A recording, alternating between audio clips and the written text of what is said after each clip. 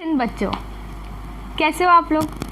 अच्छा, आप लोग जब 12 साल के थे तब आप लोगों ने क्या किया था? कुछ स्पेशल किया था क्या? अब मैं जब 12 साल की थी तो मैं शायद 6th क्लास में थी और नहीं, मैंने तो कुछ खास नहीं किया था। बस क्लास में मस्ती करना, है ना, पढ़ाई करना, बस, है ना। वैसे कुछ बच्चे होते हैं जो बहुत स्पेशल होते हैं 12 साल की उम्र में, कुछ बहुत ही चैम्पियन हो जाते हैं किसी गेम में, है ना, या किसी और चीज़ में, किसी डांस में या सिंगिंग में। क्या आपने कभी ऐसा सुना है कि किसी 12 साल के बच्चे ने बलिदान दिया हो? आज मैं आपको एक ऐसे बच्चे की कहानी सुनाने वाली हूँ, कहानी नहीं, गाथा सुनाने वाली हूँ, जो भारत का सबसे कम उम्र का स्वतंत्रता सेनानी था। आपने उसका नाम कभी नहीं सुना होगा, मैंने भी अभी अभी सुना है।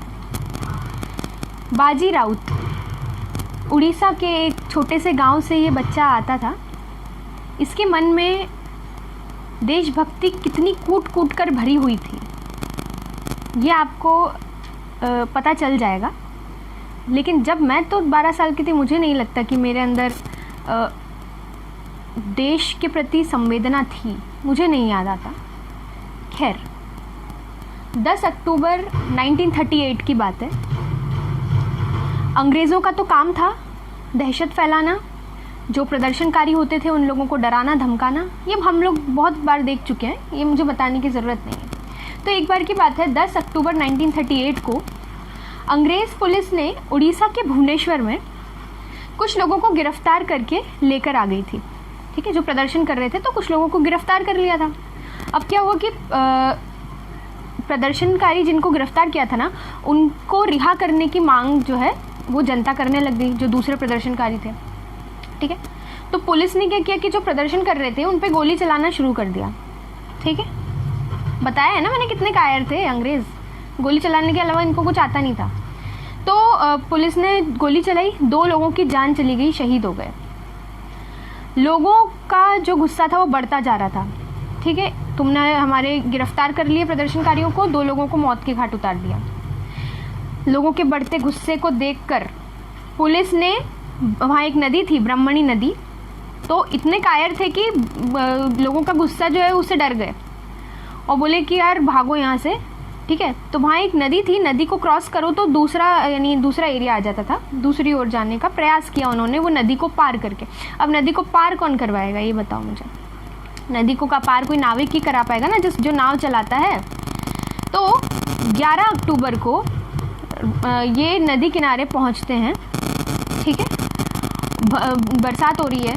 ठीक है, बाजी राउत जो हैं मात्र 12 साल के हैं वो बच्चे।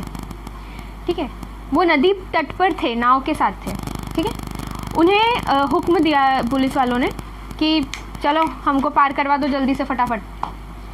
ठीक है, लेकिन बाजी राउत जो थे, उन्होंने जो सेना थी, जो अंग्रेज़ थे, उनके जुल्म की बातें सुन रखी थी। तो उन्होंने सेना को मना कर दिया साफ, नहीं मैं नहीं करवाऊंगा पार। ठीक है, हिम्मत देखो आप, बहादुरी देखो। सैनिकों ने मारने की धमकी दी। ठीक है, बोला मार डालेंगे तुम्हें, गोलियों से भून देंगे। और डराने के लिए पता है क्या किया? एक सैनिक ने क्या किया, बंदूक का जो पीछे का हिस्सा आता है ना, उससे उनके सर पे मार दिया, तो वो नीचे गिर गए और लहूलुहान हो गए, मतलब खून बहने लग गया। वो वापस खड़े हुए, फिर से मना कर दिया। ठीक, नहीं झुकूंगा नहीं, मैं तुमको पार नहीं करवाऊंगा।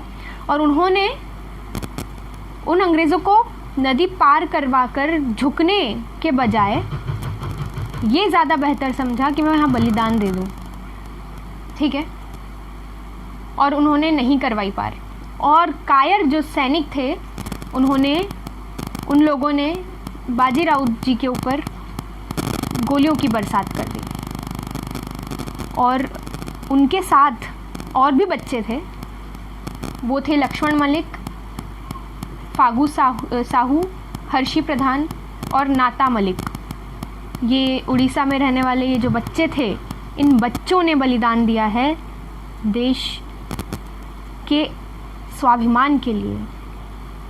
ठीक है, और इन बच्चों के जो बलिदान की चर्चा थी वो बहुत फैल गई थी और एक चिंगारी की तरह जो है उसने आग का रूप लिया और फिर जो क्रांति थी वो और फैली। तो ये मैं बताना मैंने ज़रूरी समझा क्योंकि ये तुम्हें पता होना चाहिए। और बाजी राउत जी का नाम कभी मत भूलना।